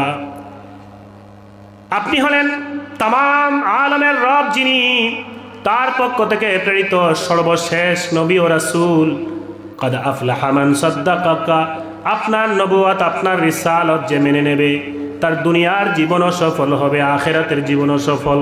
ওয়া ক্বাদ খাবা মান কাযযাবাকা, আর যে আপনার নবুয়তকে অস্বীকার করবে, আপনার রিসালাতকে অস্বীকার করবে, তার দুনিয়ার জীবনও ব্যর্থ হবে, তার আখিরাতের জীবনও ব্যর্থতায় পর্যবেসিত হবে। এবার দব নামক প্রাণী যখন আল্লাহর ইবাদতেরও স্বীকৃতি দিল আর আল্লাহর রাসূলেরও স্বীকৃতি দিল, তার চ্যালেঞ্জ ছিল তিনি দব নামক প্রাণীর জবান থেকে আল্লাহর নবী এটা বের করবেন, এটা বের করে দিলেন। আল্লাহর হাবিবের 2 প্রশ্নের জবাবে তাই তিনি 2টা উত্তর দিয়ে দিলেন, খুব সানাসিফত লাগিয়ে প্রশংসা করে। এইবার যিনি চ্যালেঞ্জ করেছিলেন তিনি আর বুঝতে বাকি রইল না যে আল্লাহর নবী আখিরি নবী। এর আগে 2বার কসম করেছেন ওয়াল্লাহি ওয়াল উজ্জা বলে, এবার তার কসমও চেঞ্জ হয়ে গেছে। এইবার বলতেছেন ওয়াল্লাহি, যিনি চ্যালেঞ্জ করেছিলেন তিনি বলতেছেন ওয়াল্লাহি আল্লাহর কসম করে বলি, লা আতবাউ বাদা লা আতবাউ আসরান বাদা আইনিন, স্বচক্ষে এত বড় আশ্চর্যজনক ঘটনা দেখার পরে আমি আর বিপথে চলতে পারি না। আমি আপনার দরবারে রিসালতে এসেছিলাম, এই দুনিয়ার মধ্যে আপনি ছিলেন সবচাইতে ঘৃণিত মানুষ আমার কাছে, কিন্তু আমি আল্লাহকে সাক্ষী রেখে বলছি ইন্নাকাল ইয়াউমা হাব্বু ইলাইয়া মিন আইনি ওয়া মিন নাফসি ওয়া মিন ওয়ালিদি ওয়া মিন ওয়া উহিব্বুকা বিদাখিলি ওয়া খারিজি। হে মুহাম্মদ, আমি আল্লাহর কসম করে বলি আজ থেকে এই মুহূর্ত থেকে আমার চাইতে, আমার পরিবারের চাইতে, আমার সন্তানের চাইতে, আমার ধন সম্পদ তামাম কিছুর চাইতে আপনি আমার কাছে সবচাইতে প্রিয়। আমি এই মজলিসে যারা আছে সবাইকে সাক্ষী রেখে কালিমায়ে শাহাদাতের ঘোষণা দিয়ে বলি আশহাদু আল্লা ইলাহা ইল্লাল্লাহু ওয়া আন্নাকা রাসূলুল্লাহ। তিনি ইসলাম ধর্ম গ্রহণ করে নিলেন। সময় সংক্ষিপ্ত, এরপরে এই হাদিসটা আরও অনেক লম্বা, আমি জাস্ট লাস্টের ঘটনা বলি। আল্লাহর হাবিব এখানে অনেক আর কথাবার্তা তার সাথে বলছেন। সব শেষে তিনি যখন বিদায় নিচ্ছেন, বিদায় নিয়ে তার এলাকায় যাবেন, এই যিনি নতুন ইসলাম গ্রহণ করলেন এলাকায় গিয়ে দেখছেন তার সম্প্রদায় যারা, তার গোষ্ঠীর মানুষ যারা, এরা 1000 মানুষ ঘোড়া নিয়ে রেডি হয়েছে মদিনায় আক্রমণ করবে। তো তিনি জিজ্ঞাসা করেন তোমরা কই যাও, কিসের জন্য প্রস্তুতি নিচ্ছ? শুনছি মদিনায় মুহাম্মদ নামে এক ব্যক্তি আসছে, আমাদের লাত উজ্জার বিরুদ্ধে কথা বলে, আমরা তো তার সাথে যুদ্ধ করব, এই প্রস্তুতি নিচ্ছি। তিনি বললেন তোমরা যাওয়ার আগে আমি গেছিলাম, যা দেখছি এরপরে আর যুদ্ধ করার দরকার নাই, তো বরং তোমরা যাওয়ার আগে আমার কাছে শুনে যাও ঘটনা কি। তো তিনি ওই দব নামক প্রাণী বের করে বললেন এই প্রাণী আমি চ্যালেঞ্জ দিয়েছিলাম যে এই প্রাণীর জবান থেকে বের করতে পারবেন কিনা আল্লাহ এক। আপনি চ্যালেঞ্জ শুনেছিলাম এই প্রাণীর জবান থেকে বের করতে পারবেন কিনা আপনি নবী, আপনি আখেরি নবী। তিনি এই চ্যালেঞ্জ প্রমাণ করেছেন। হাজার হাজার মানুষ মদিনায় উপস্থিত ছিল, অনেক মানুষ মদিনায় উপস্থিত ছিল, সবার সামনে তিনি এই চ্যালেঞ্জ প্রমাণ করেছেন। এবং আমি ইসলাম ধর্ম গ্রহণ করে এসেছি, তোমাদেরকে আমি ইসলামের দাওয়াত দিচ্ছি, আমার সচক্ষে আমি যেটা দেখেছি এটা যদি তোমরা দেখতে তোমরা দ্বিধাহীনভাবে ইসলামের শাহাদতের কালিমায়ে শাহাদতের ঘোষণা দিতে, সুতরাং আমাকে যদি তোমরা বিশ্বাস করো তোমরা আমার কাছে ইসলাম ধর্ম গ্রহণ করতে পারবে। সুবহানাল্লাহ। তার কথা তাদের মধ্যে এমনভাবে প্রভাব ফেল, এবং তার কথা তার গোষ্ঠীর মধ্যে, তিনি গরিব ছিলেন ঠিক, কিন্তু তার বিশ্বস্ততা তার গোষ্ঠীর মধ্যে ছিল, যার কারণে তার জবান থেকে এই ঘটনা শোনার পরে 1000 মানুষ তার হাতে ইসলাম ধর্ম গ্রহণ করেন। এবং তারা বললেন আমরা সেই নবীকে দেখতে চাই যিনি এত বড় একটা মুআজিজা দেখিয়েছেন তোমাকে। তারা সবাই লা ইলাহা ইল্লাল্লাহু মুহাম্মাদুর রাসূলুল্লাহ এই স্লোগান দিতে দিতে মসজিদে নববীতে এসে ঢুকছেন। সুবহানাল্লাহ। ইমাম বাইহাকী রাহিমাহুল্লাহ বলেন যে আল্লাহর হাবিব সাল্লাল্লাহু আলাইহি ওয়াসাল্লামের জীবনে 1000 মানুষ একসাথে ইসলাম গ্রহণ করেছেন, এরকম ঘটনা খুব কমই আছে। তো আমি যেটা বলতে চাইছিলাম এই ঘটনা থেকে, ওই যে হযরত উমর দাঁড়াইছিলেন, ইয়া রাসূলুল্লাহ অনুমতি দেন গর্দান উড়াইয়া দেই। আল্লাহ রাসূল যদি এসে বলতেন দাও উমর উড়াইয়া, আমাকে খালি গালাজ করছে, আমার বক্তব্য আমাকে কটূক্তি করেছে, আমার জবান খারাপ বলছে, দাও মাথা উড়াইয়া, বেয়াদবের মাথা উড়াইয়া দাও। একটু অধৈর্য হয়ে যদি এই কথাটা বলতেন তাহলে তিনিও ইসলাম গ্রহণ করতেন না, আর 1000 মানুষেরও ইসলাম নসিব হইতো কিনা আল্লাহু আ'লাম। কিন্তু আল্লাহ রাসূল সাল্লাল্লাহু আলাইহি ওয়াসাল্লাম একটু ধৈর্যের পরিচয় দেওয়ায় তারও হেদায়েত নসিব হলো। ইসলাম এর পতাকা তলে তিনি তো আসছেনই, তার মাধ্যমে আরও 1000 মানুষ ইসলাম ধর্ম গ্রহণ করেছে। আমরা সেই নবীর উম্মত যিনি এতটাই ধৈর্যশীল ছিলেন, প্রতিশোধের সুযোগ থাকা সত্ত্বেও প্রতিশোধ গ্রহণ করেন নাই। মানুষ গালিগালাজ করেছে, ধৈর্য ধরেছেন, উত্তম ব্যবহার করেছেন, ব্যবহারের মাধ্যমে তার দিল পরিবর্তন করেছেন। আমরা যেহেতু সেই নবীর উম্মত দাবিদার, আমাদেরও আখলাক, আমাদের আচরণ, আমাদের ব্যবহার এরকমই সুন্দর করা দরকার। আমার পরিবারের আমার ওয়াইফ এত কাজ করে একটা ভুল করতেই পারে, আমি যেন সাথে সাথে রেগে না যাই।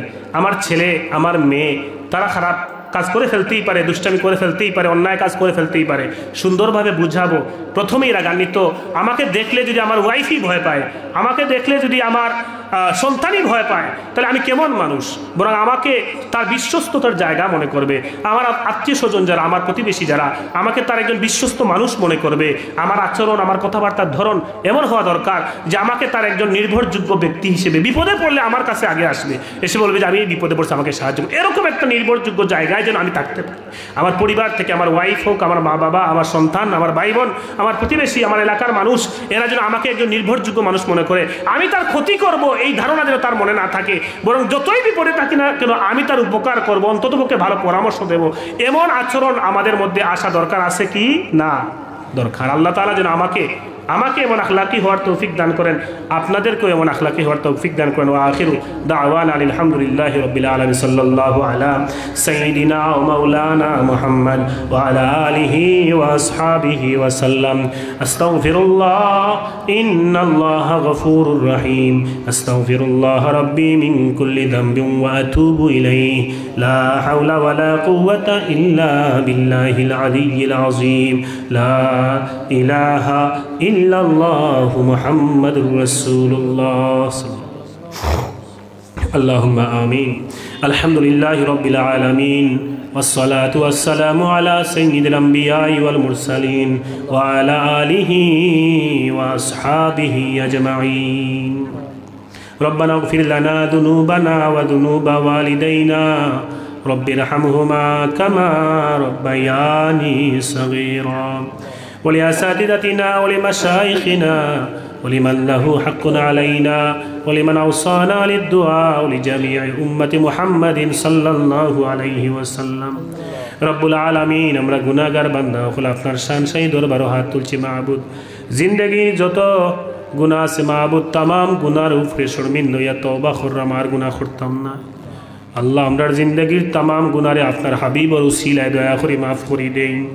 আল্লাহ, আমরার জিন্দগির তামাম নেক আমল আপনার হাবিবের উসিলায় কবুল আর মঞ্জুর করুন। আল্লাহ, বাকি জীবন আপনার মকবুল ইবাদত বন্দেগী করার তৌফিক আমরা দান করে দেন। আল্লাহ, আমরা যারা হাত তুলছি মাহবুদ, আমরা মা বাবা দাদা দাদি নানা নানি শ্বশুর শাশুড়ি ভাই বোন আত্মীয় স্বজন পাড়া প্রতিবেশী তামাম রে আল্লাহ আপনি দয়া করে মাফ করিয়ে দেন।